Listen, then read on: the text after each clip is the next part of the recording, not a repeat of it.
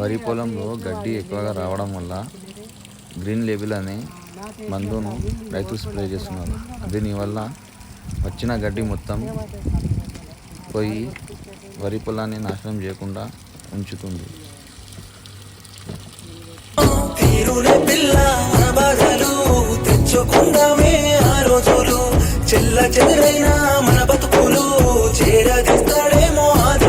నిన్ను కష్టపెట్టకుండా చూసుకుంటానన్న మాట తప్పినానే.